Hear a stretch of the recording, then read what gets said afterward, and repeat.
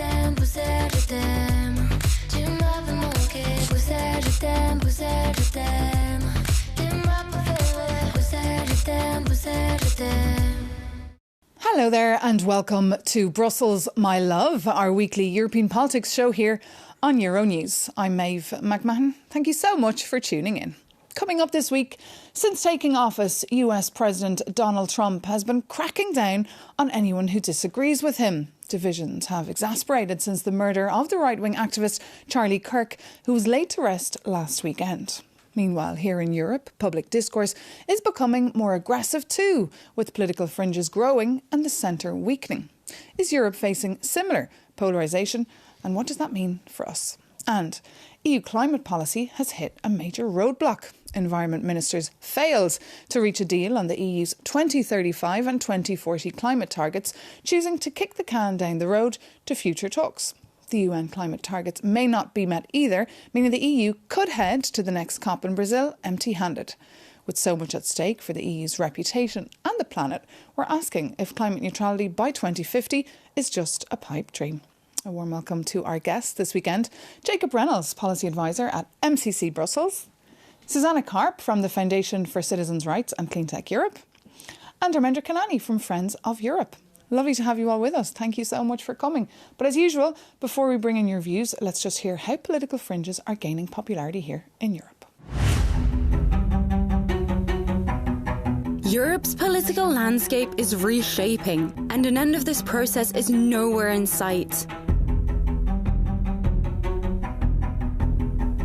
Over the past decade, new populist parties, both on the left and on the right, have gained prominence across the continent. The populist movements present themselves as the voice of the people against self-serving elites, framing their politics in terms of us versus them. It's democracy, in black and white, constantly blaming the others for everything that goes wrong in society. This has created new social and political tensions, exacerbating polarisation, undermining democratic norms, and adopting an aggressive political discourse that seeks to weed out different worldviews. What's the end game? Is Europe succumbing to culture wars and political violence, as is the United States? So that is the question we're posing this weekend here on Brussels. My Love, is Trump's America challenging our values and identity here? Susanna? Well, first of all, I would say that polarisation in Europe has been on the rise for longer than Donald Trump even first term in office. And I think it's good to contextualize it closer to Europe rather than closer to the United States, because, of course, in Europe, we've also had the situation of Brexit that has still, challenged some of the constructions we had built up to then. We also have growing political violence, as we've seen in the last European Parliament elections in May 2024.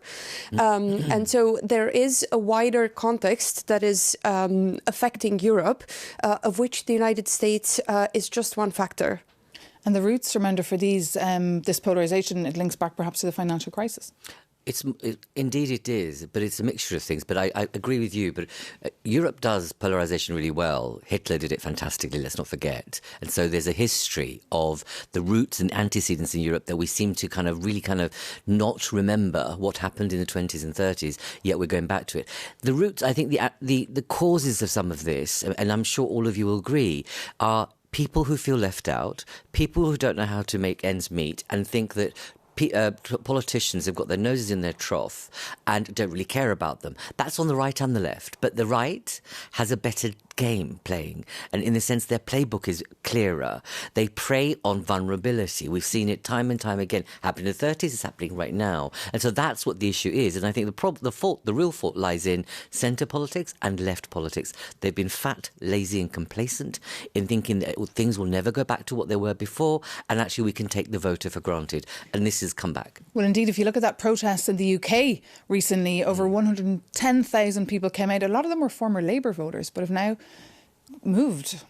Well, it's indicative of a broader trend that applies in Europe and the same in the UK and similar things going on in America. And I agree you have to put it in context, but what is the context? The context is one where the political scene has drifted wildly away from the concerns of ordinary voters. And so over several decades, you've seen the kind of political mainstream, the political elites, have pursued policies which are being increasingly unpopular among ordinary people, whether that's on migration, whether that's on climate that we're going to tackle next, whether it's on social and cultural issues. And the gap between ordinary people and the people who are supposed to represent them has just turned into a chasm. And inevitably, there's going to be a backlash when people vote time and time again for more control on migration, less centralisation of power in Europe, and they vote for that again and again, and nothing happens. It's inevitable that there's going to be a reaction. But lying has become part of the political playbook. And this is what the difference is right now, in the sense that since Boris, Trump, and every other leader in that same group,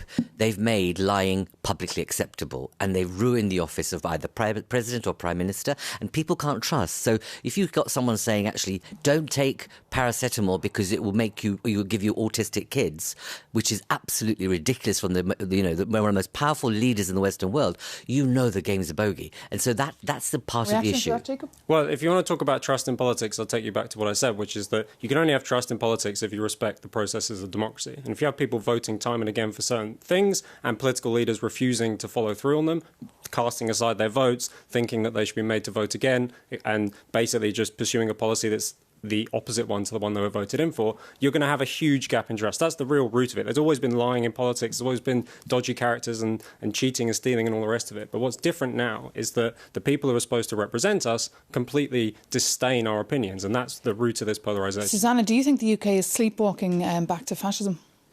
I can't really make that statement as such, but I want to really reframe the context as well, just to say that perhaps there's a moment where we just need to renew democracy and to give a space for citizens to represent themselves. Perhaps it's the system of representative democracy that is now crumbling because the times have changed. Citizens have much more information about what's going on in the world than previously. They are following various analysis themselves. Maybe there's a role for permanent citizens' assemblies, committees. The Conference on the Future of Europe was an attempt at doing that. But that's not working, Susanna. Because they haven't been institutionalized. I think we need to go deeper into the space of creating a direct way for citizens to represent themselves and have decision-making power. That's not connecting with people. No, What's connecting with people, as we saw last week in the UK, was the death of the activist Charlie Kirk. Which is, of course, extremely concerning, that we don't want to live in a world where there's political violence or politically motivated violence. And now that we're talking about the UK, there's also this episode from 2016 where Joe Cox was murdered a week before the referendum on the UK's belonging to the EU. And so actually, we've been in this climate that has been sadly really increasingly more aggressive and we for read a those decade. Attacks every day. For a decade now. Online enough. We have to remember one thing is that, so we have a citizen engagement unit, right? We're one of the only think tanks that are able to so we spoke to 2,024 citizens in the year of 2024. We've recently spoken to about 2,000 across 5 member states. The key issue that people have, they have faith and hope, they don't have trust. They've got the faith and the hope. They don't trust the politician, and they don't believe that the private sector or the public sector or political leaders will have their best interests at heart. And this is not new, but for some reason, our political masters don't want to hear that properly. They're still firefighting the right rather than thinking about how do I reclaim the hearts and minds of people that actually want fair, authentic, grounded leadership. And I don't know why. So Nigel Farage is now taking a huge swing in the UK. Keir's making absolutely big mistakes constantly, which is a real disappointment. Asylum seekers and migrants don't have to be in hotels. And now we're getting more and more insider reports, and everything he's doing seems to be walking into a trap. And Farage is coming through. And you're right to say there's a kind of a fascism taking place in the sense in the UK, and that what you're having is this kind of rabble-rousing, thousands of people that turned up. But when the BBC spoke, or other journalists spoke to individuals, they didn't know it was a right-wing rally. They were thinking they were out for Britain. Many argued, said we're not far right. We're just pro-UK. Absolutely. Well, your view on this? Well, look, you can make it sound very complicated, and we need citizens' assemblies or consultations, or the rest of it. The response is actually quite straightforward. It's that in almost every European country, you have a broad majority among ordinary people for tough action on migration, for changing the way we approach climate, for dealing with cost of living issues, and all the rest of it. And you don't have political parties prepared to put those concerns on the table. So if you take the example of Germany, for example, where you have a wide majority among voters for tough action on migration, and yet the political parties don't respect that. In fact, they spend all their time trying to avoid taking action on migration. This pattern is repeated again and again in every European country. And you can dismiss this as the rise of fascism, which is incredibly historically illiterate. You can do that if you like, or you can actually do what you said you were doing, which is listening to the concerns of ordinary people, going on those marches, hearing what people have to say who, as you say, don't consider themselves to be So you don't believe, do politicians have political responsibility to tell the truth? They have Do they have the responsibility responsibility to educate, persuade, influence, and have They a have a vision responsibility of to a their future and a Europe that's just and human rights based? What you're saying is have a free market economy. Just because people have been lied to about migration being a problem, then you're saying majority of Germans, that's not true. Absolutely not true. You have a bulk in the East that actually feel what they do. And this is part of the problem, right? No, the problem is you saying that the role of politicians politicians are not listening and prepared to sleepwalk into a situation like you're saying. Let's just go with it. Let's put up the borders and the blanks. Let's make sure we don't have a concern for human rights, because actually that's what people want. You can pretend, if you like, that the role of a politician is to somehow sit above everybody, tell everybody how they should think and feel, and dismiss their concerns. No, I'm saying engage, educate, and have values. Kind of free market, but that's what democracy is. Democracy is listening to voters. Democracy is allowing people to have a say in the affairs of their country, not dismissing them every time they have a response or have concerns about their life. Was Hitler part of a democracy? Well, was Hitler part of a democracy? Well, Hitler part of a democracy Hitler or brought not? an end to German democracy. This is a ridiculous comparison. It's not true. He would argue, as Orban and others would say, this is a democracy because people want it. Hitler expressly brought an end to democracy. This comparison is completely fatuous. Susanna? Well, I think when we speak of those large majorities of citizens that support, for example, policies on climate, we see that Europeans are 60% supporting climate. When it comes to migration, what I think they're actually saying, and it's being pulled into one category, is that migration needs to be handled better by governments. And so what that actually means is that integration support needs to look different. Exactly. So basically, what citizens are noticing is that, unfortunately, some migrant groups are left out in a perpetual cycle of, they're not disintegration, so they're not integrating. And so I could absolutely see that as the European continent, where we already share diversity on this continent. We are already coming from multiple national backgrounds, multiple cultural backgrounds. What about right? Sorry to interrupt. Because only because this is important, because I was in Epping 2 weeks ago. So Epping is the place where it's been the combustion of all this stuff in the UK, where there's a hotel where a man attacked a young teenage girl, and it led to everything that's a mess now in the UK. So I went into that area, but also my family just lived just outside, and in the town square, the Reform gang were putting up their stuff. And so one of them approached me, and I thought to myself, okay, I've never really done this, because it's going to be ugly, or it's going to be whatever. I thought, no, let's have a conversation. A woman in her mid-60s, had been an anti-apartheid supporter all her life, is voting for Farage. And I said, how is this possible? She goes, because I don't think they're doing I said, I'm not a racist. I just think, why are they in hotels? Why are our borders not being protected? Why is it that my family are unemployed whilst we're giving preferential treatment to others? So it's about political leadership and people feeling left out. Yet there she is, and I said to her, what about the message that, in the UK, this is not being reported at all. So the rise in racial attacks against especially teenage girls by white young men. And I said, do you realise the message that he's giving out, that Farage and others are giving out, is translated into 14-year-olds saying to Asian girls, go back to your country, who are third generation, fourth generation in the UK. So this is what's playing out on the street. And she said to me, oh, I didn't realise that. I'll take it up with Nigel. I said, but this is an old age trick. I said, the reality is politicians say something, the impact is on children and kids and on the community on the ground.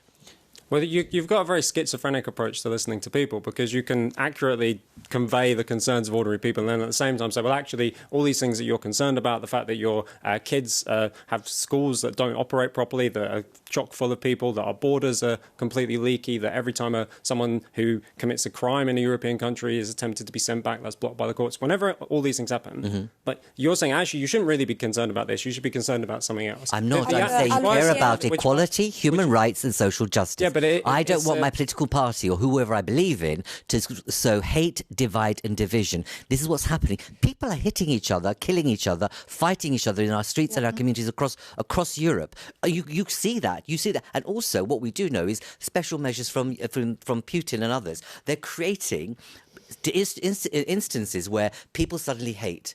And you know what's dangerous about what you're saying? We're losing the ability to have empathy. We do not have empathy at all. You've got a completely fake empathy. Are we losing the ability to have empathy?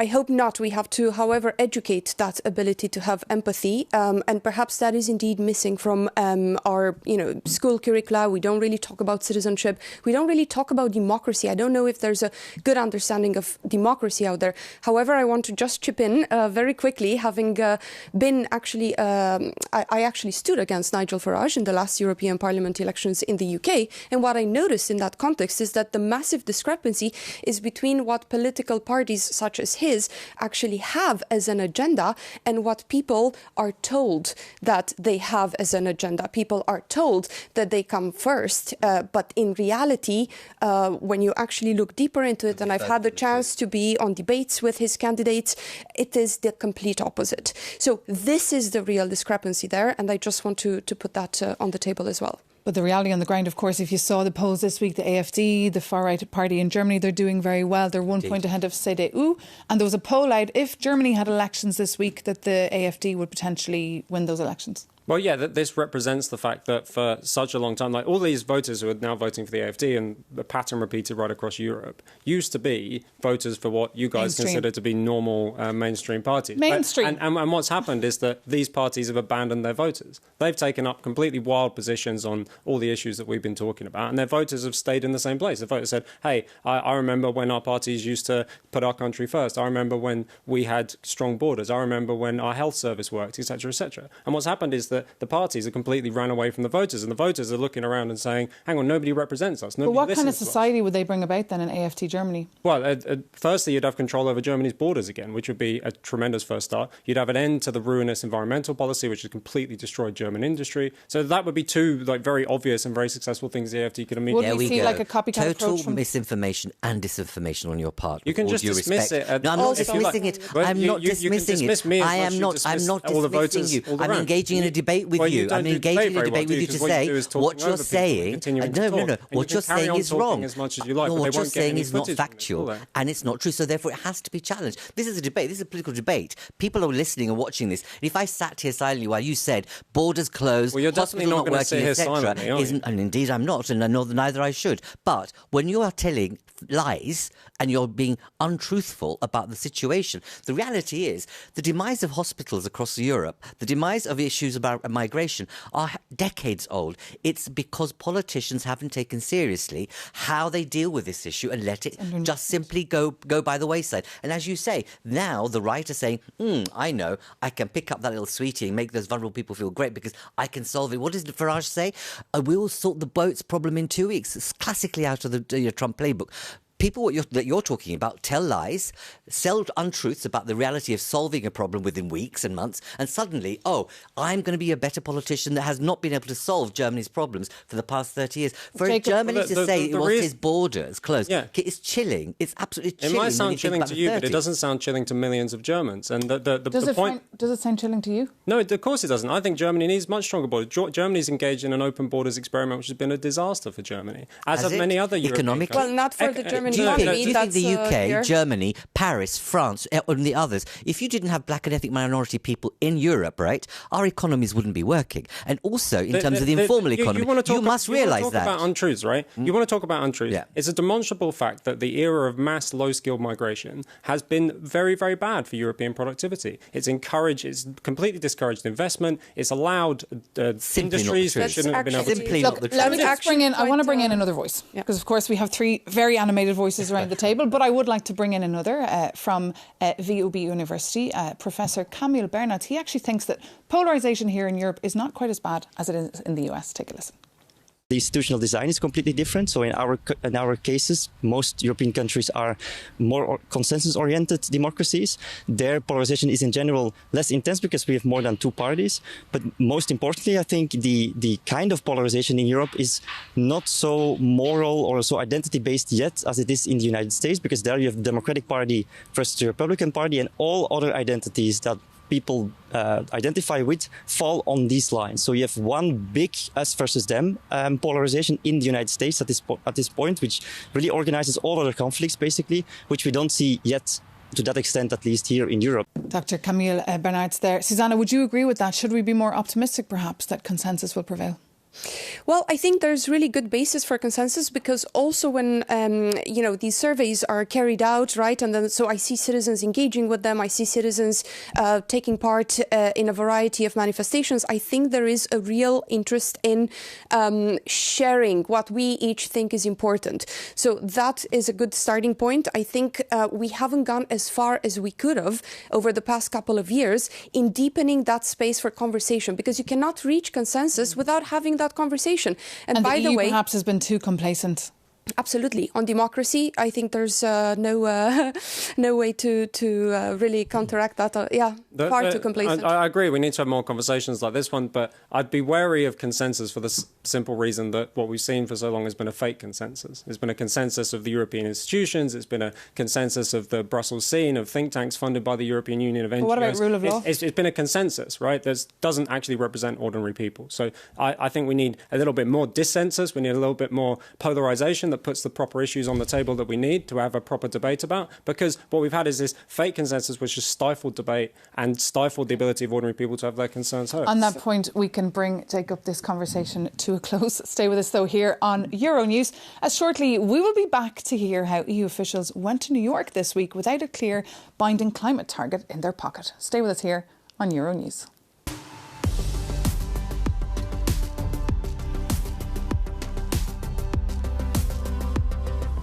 Welcome back to Brussels, My Love, our weekly European politics show on Euronews. Well, this week all eyes were on New York, where leaders from all across the globe gathered to discuss all the pressing issues of our times, and among them, climate change. With scientists warning that this summer was the hottest on record here in Europe, the stakes could not be higher for the COP30 meeting taking place in Brazil in November.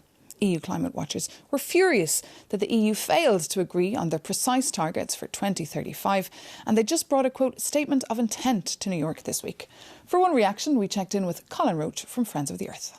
It is both significant and embarrassing that the European Union is not showing up in New York with its climate target for 2035.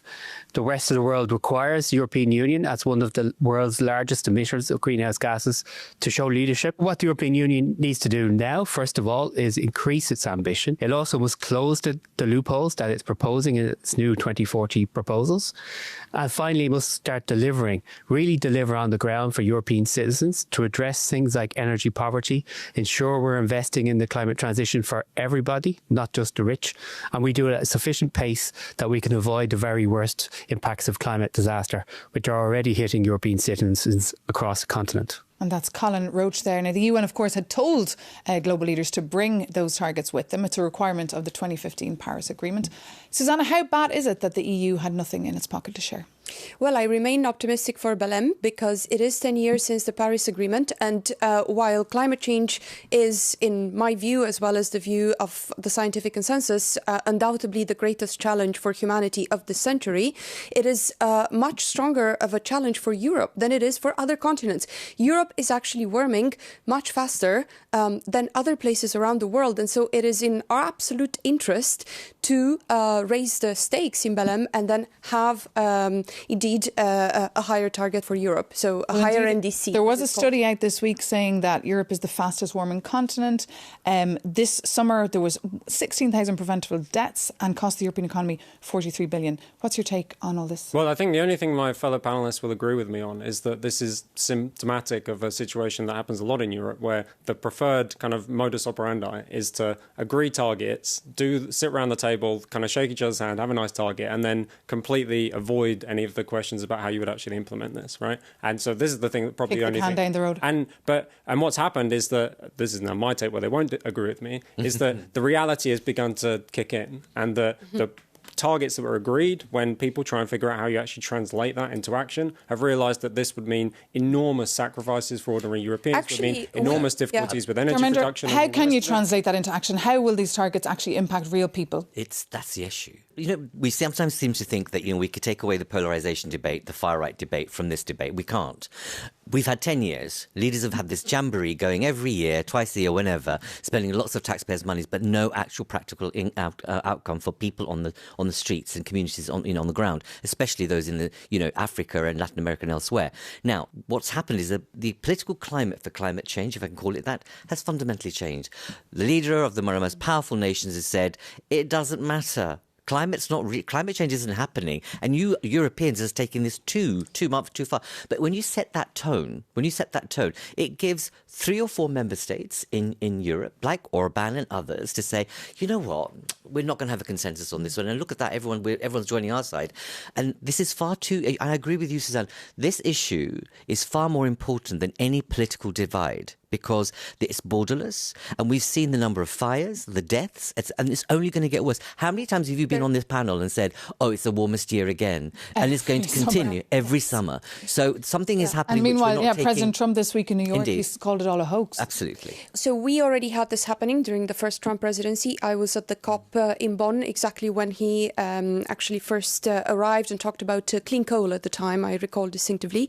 But I want to bring it back to targets. Why do targets matter? First of all, the European Union is way on track to meeting its targets. We met our 2020 targets before ahead of time, and we are now meeting the 2030 targets ahead of time. So actually, targets are not there as a ceiling that we should be scared of. They're really as a sort of landing trajectory towards this cleaner technological future, which does not include clean coal, but which certainly includes a new industrial revolution. And this is why targets matter, because they drive investments, and they drive investments around the world. I agree with you on the targets issue, right? Okay, I'm not sure, because I don't think across the globe the targets have been met.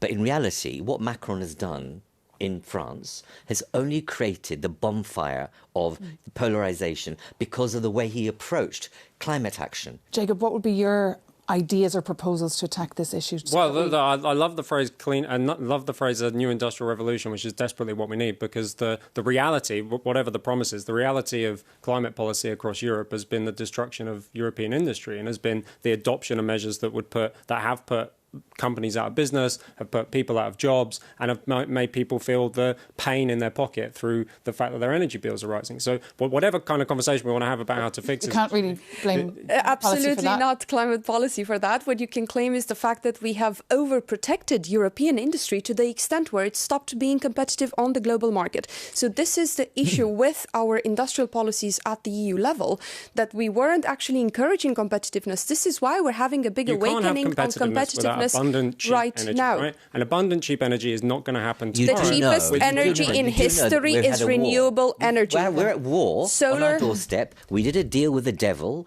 15, 20 years ago, even though everyone was warned not to take Russian gas. What do? We have the foot on our throat as a result of that. That's the reality of energy prices. Renewable energy climate-driven lunacy told Germany to turn off all their nuclear power. You want to talk about the effects of it. Of course, the war with Russia has been a tremendous problem for you, especially Germany. But for the whole of Europe and the world. I said especially Germany, right? But the reality is that you need abundant and cheap energy in order to have an industrial revolution, if that's what you want. And nobody on the green side has any serious proposals for how to make that happen, right? Nobody has solved the problems of storage, of intermittency, of all the rest of it. And that's not going to happen overnight. So if you can present it as there's no losers in this situation, but ordinary people who do the work are the losers. The green conversation is now the clean conversation. Yeah, and I'm actually surprised to hear what I've just heard, because I've been reading reports and talking to innovators and industrial manufacturers in Europe for the past decade, and I'm actually hearing showing that we are actually managing to solve intermittency.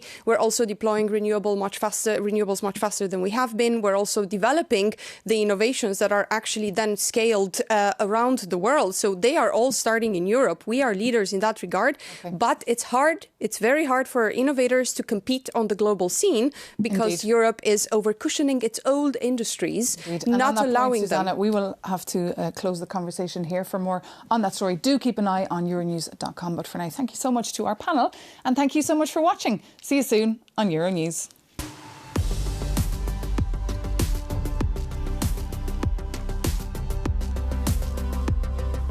Hello there and welcome to Brussels, My Love, our weekly European politics show on Euronews.